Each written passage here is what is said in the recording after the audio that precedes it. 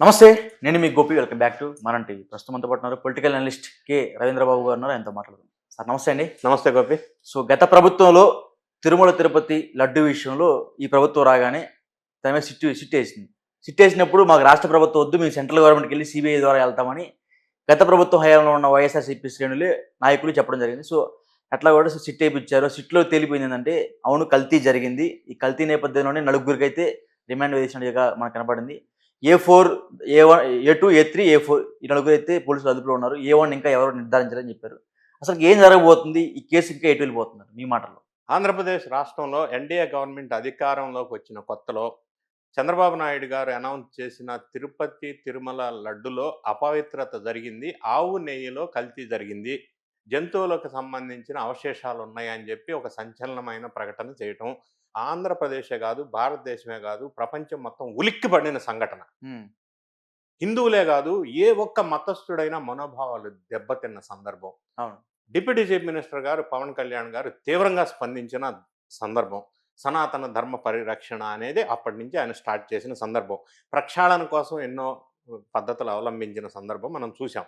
ఇంత సంచలనాత్మకమైన అందరి మనోభావాలు దెబ్బతిన్న తిరుపతి లడ్డు అపవిత్రత జరిగిందన్న అంశంలో అప్పటి ఆంధ్రప్రదేశ్ గవర్నమెంట్ వాళ్ళు స్టేట్ గవర్నమెంట్ నుంచి సిట్ చేస్తే మీరు చెప్పినట్టుగా వైఎస్ఆర్ కాంగ్రెస్ పార్టీ శ్రేణులు, అది వైవి సుబ్బారెడ్డి ఇంకొకరా సుప్రీంకోర్టును ఆశ్రయించి స్టేట్ గవర్నమెంట్ వద్దు, మీరు సెంట్రల్ సిబిఐ నుంచి ఏమని రిక్వెస్ట్ చేశారు. సుప్రీంకోర్టులో పిటిషన్ వేశారు.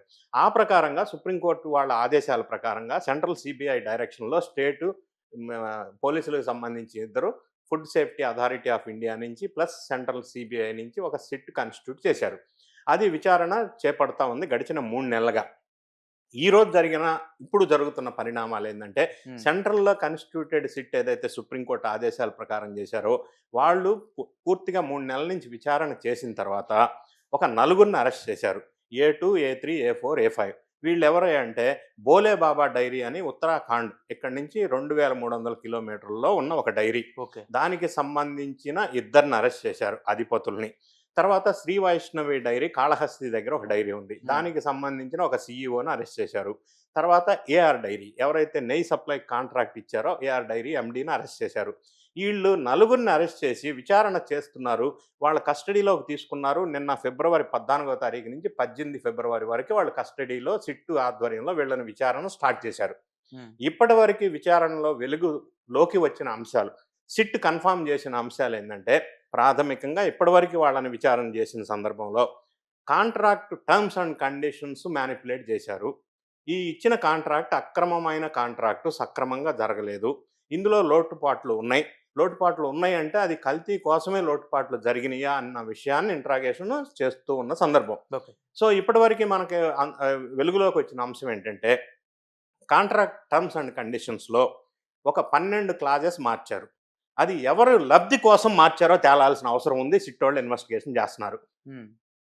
క్లాజ్ నెంబర్ 19లో 4 కండిషన్స్ మార్చారు. నెయ్యి అనేది పెరిషబుల్ ఐటమ్, తిరుమల నుంచి 200 కిలోమీటర్స్ పరిధిలో తీసుకోవాలి, ఎందుకంటే లాంగ్ డిస్టెన్స్ నుంచి తీసుకుంటే అది పెరిషబుల్ ఐటమ్ కాబట్టి ఖరాబ్ అవుతుంది కాబట్టి. ఒక పాయింట్. రెండో పాయింట్ ఏముంది, వీళ్ళు కాంట్రాక్ట్ తీసుకుంది 319 రూపీస్, ఇంకా చెప్పాలంటే 318 రూపీస్ 80 పైసా. వీళ్ళు శ్రీ వైష్ణవి నుంచి బోలే బాబా డైరీ ఉత్తరాఖండ్ నుంచి కొంటుంది 355 రూపీస్. ఇది లాజిక్ తెలిసిన ఏ వ్యక్తి, చదువు లేని వాడికి కూడా అర్థమవుతుంది ఇందులో కొంత కల్తీ కోసం చేశారా, ఇంకా ఏమన్నా అక్రమమైన వివరాలు, కుట్ర ఇందులో ఉందా అనేది ప్రతి ఒక్కరికి అర్థమవుతున్న విషయమే కదా. ఇప్పుడు నిగ్గు తేల్చవలసిన అంశం ఏంటంటే, ఎన్డీడీబీ రిపోర్ట్లో క్లియర్గా ఉంది. ఆ రిపోర్ట్ అనేది ప్రాథమికంగా ఇండియాలోనే అత్యున్నతమైన ల్యాబ్ ఇచ్చిన రిపోర్ట్.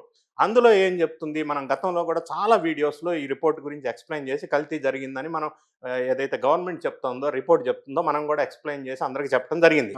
ఒకటి, నెయ్యిలో ఉండాల్సిన ప్రాథమికమైన కాంపోనెంట్ పారామీటర్ ఏంది, బిట్రిక్ యాసిడ్. కానీ వీళ్ళు ఇచ్చిన శాంపుల్లో ఈ కల్తీ జరిగింది కాబట్టి బిట్రిక్ యాసిడ్ అసలు లేదు, 0%, సర్ప్రైజింగ్లీ. తర్వాత పామిక్ యాసిడ్ అనే ఒక కాంపోనెంట్ 20 నుంచి 25% ఉండాలా, కానీ ఎన్డీడీబీ ఇచ్చిన రిపోర్ట్లో 40 నుంచి 45% ఉంది. ఎందుకు అంత ఎక్సెస్ పామిక్ యాసిడ్ ఉంది? పామిక్ యాసిడ్ అసలు ఎందుకు వాడతారు? ఆర్టిఫిషియల్గా నెయ్యి తయారు చేసినప్పుడు నెయ్యి వైట్ కలర్లో ఉంటుంది. వైట్ కలర్లో ఉన్న నెయ్యిని ఎల్లో కలర్లోకి మార్చడం కోసం పామిక్ యాసిడ్ వాడతారు. పామిక్ యాసిడ్ ఎక్కడి నుంచి వచ్చింది? పంది కొవ్వులో నుంచి వచ్చిందా, జంతు అవశేషాల నుంచి వచ్చిందా? మాంసకృతులు కూడా యాడ్ చేశారంట కదా. అదే ఓకే. జంతు అవశేషాలు. సో ఇవన్నీ అనుమానాస్పదంగా కాదు, కన్ఫర్మ్డ్‌గా ఎన్‌డీడీబీ రిపోర్ట్ చెప్పింది. ఇందులో కల్తీ జరిగింది, జంతువుల అవశేషాలు ఉన్నాయి అని చెప్పడం జరిగింది. ఇప్పుడు ఇన్వెస్టిగేషన్‌లో ప్రాథమికంగా కాంట్రాక్ట్ అగ్రీమెంట్‌లో అవకతవకలు జరిగినాయి. అది ఎందుకోసం, ఎవరికి ఫేవర్ చేయటం కోసం, ఎవరి సపోర్ట్ తోటి, ఎవరి ఆదేశాలతోటి, ఎవరి ఇన్వాల్వ్‌మెంట్‌తో ఇది జరిగింది అనేది ఇప్పుడు ఆల్రెడీ కన్ఫర్మ్ చేశారు. ఫర్ ఎగ్జాంపుల్ మనం చూసుకున్నట్టయితే అసలు తిరుమలలో నెయ్యి పర్ డే కావాల్సింది 15,000 కేజీలు ఆవు నెయ్యి కావాలి. 15,000 కేజీ. ఆ. ఓకే. పర్ ఇయర్ వచ్చేసరికి 55 లక్షల కేజీలు ఆవు నెయ్యి కావాలి. అయితే ఇప్పుడు మనకు ఒక కండిషన్ ఏముంది, 2 లక్షల లీటర్స్ పర్ డే పాల సేకరణ చేసే సంస్థకి కాంట్రాక్ట్ ఇవ్వాలా అని కాంట్రాక్ట్ టర్మ్స్ అండ్ కండిషన్లో ప్రొక్యూర్మెంట్ డిపార్ట్మెంట్లో ఉంది. ఏఆర్ డైరీకి కెపాసిటీ 1.45 lakhs లీటర్స్ మాత్రమే. ఓకే. మరి 2 lakhs లీటర్స్ పర్ డే ఉండాలి కదా, అది ఎందుకు డివైడ్ చేసి ఏఆర్ డైరీకి కాంట్రాక్ట్ ఇచ్చారు? ఇప్పుడు స్పెషల్ ఇన్వెస్టిగేషన్ టీంలో వెలుగులోకి వచ్చిన అంశాలు ఇవి. ఓకే. రెండో అంశం చూసినప్పుడు 2750 మెట్రిక్ టన్స్ ఆవు పాలు కొవ్వు సేకరించే కెపాసిటీ పర్ ఇయర్ ఆ డైరీకి ఉండాలా. ఏఆర్ డైరీ డేటా పరిశీలించినప్పుడు ఈ సిట్ వాళ్ళు ఆశ్చర్యకరమైన విషయం ఏం వెలుగులోకి వచ్చిందంటే, ఏఆర్ డైరీకి 1002 మెట్రిక్ టన్స్ కెపాసిటీ మాత్రమే ఉంది. ఉండవలసింది 2750 మెట్రిక్ టన్స్. మరి ఇంత డీవియేషన్ చేసి ఏఆర్ డైరీకి ఎందుకు ఇచ్చారు? మూడో పాయింట్, 180 మెట్రిక్ టన్స్ ఆవు నెయ్యి ఉత్పత్తి కానీ విక్రయాలు కానీ చేసి ఉండాల కెపాసిటీ అని ఉంది. కానీ ఏఆర్ డైరీకి 56.80 మెట్రిక్ టన్స్ కెపాసిటీ మాత్రమే ఉంది. ఇవన్నీ డీవియేషన్స్ పక్కన పెడితే ఏఆర్ డైరీలో నెయ్యి కెపాసిటీ చేయగలిగిన ట్యాంకు 6 మెట్రిక్ టన్స్, వీళ్ళు ఆర్డర్ ఇచ్చింది 1000 మెట్రిక్ టన్స్కి. ఎలా సాధ్యం? అవును. ఇన్ని అంశాలు పరిగణలోకి తీసుకొని ఈ స్పెషల్ ఇన్వెస్టిగేషన్ టీం ఏదైతే constituted as per the guide lines of supreme court ఈ అక్రమాలు జరిగినాయి అనేది నిర్ధారణ చేశారు. ఇప్పటివరకు ఈ నలుగురిని కస్టడీలోకి తీసుకున్న తర్వాత ఇప్పుడు ఇంకా నిర్ధారణ కావాల్సింది ఏంటంటే, కల్తీ ఎక్కడ జరిగింది, ఏం కల్తీ చేశారు. ఈ నలుగురిని అరెస్ట్ చేసే సందర్భంలో కూడా వీళ్ళు కూడా నాటకీయ పక్కీలో కొంతకాలం తప్పించుకు తిరిగారు.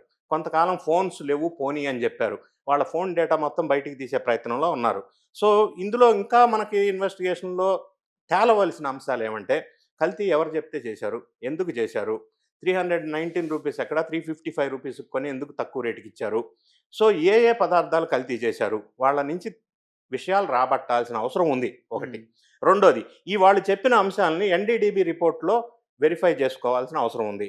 ఇవన్నీ కరెక్ట్గా వాళ్ళ దగ్గర నుంచి ఇన్ఫర్మేషన్ వచ్చిన తర్వాత అసలు కల్తీ జరిగిన మాట ఎక్కడ జరిగింది, ఎందుకు జరిగింది, ఎవరు చేశారు, ఎవరు ఆదేశాలు ఇచ్చారు, ఎవరు ప్రోత్సహించారు, ఎవరు సపోర్ట్ చేశారు. ఇంకొక అంశం నిన్న వెలుగులోకి వచ్చింది ఏమంటే, ఈ ఏఆర్ డైరీ ఏదైతే ఉందో వాళ్ళని ఒక రిపోర్ట్ అడిగారు. నెయ్యి స్వచ్ఛత purity report, test report, lab report అడిగారు. వాళ్ళు ఒక రిపోర్ట్ సబ్మిట్ చేశారు. అది ఎంఎస్ఎన్ ల్యాబొరేటరీస్ అని మద్రాసుకి సంబంధించిన ఒక సంస్థ. ఆ రిపోర్ట్లో చూస్తే అన్ని కరెక్ట్ పారామీటర్స్ ఏమి ఉండాలో అది ఉంది ఆ రిపోర్ట్లో. స్పెషల్ ఇన్వెస్టిగేషన్ టీంకి డౌట్ వచ్చింది, ఇది ఒరిజినల్ రిపోర్ట్ కాదు, ఫోర్జరీ చేసి ప్రొడ్యూస్ చేసిన రిపోర్ట్ అని డౌట్ వచ్చింది.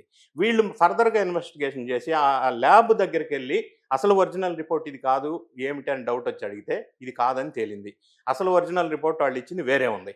ఆ రిపోర్ట్ చూస్తే అది అసలు పూర్తిగా వీళ్ళకి ఉండవలసిన పారామీటర్స్ అందులో అసలు లేనే లేవు. అంటే ల్యాబ్ రిపోర్టు పూర్తిగా అది కల్తీ అని వాళ్ళు ఏఆర్ డైరీ వాళ్ళు తెప్పించుకున్న రిపోర్టే అట్లా ఉంటే, వాళ్ళ రిపోర్ట్ని మ్యానిపులేట్ చేసి ఫోర్జరీ చేసి డూప్లికేట్ రిపోర్టు సిట్ వాళ్ళకి సబ్మిట్ చేశారు.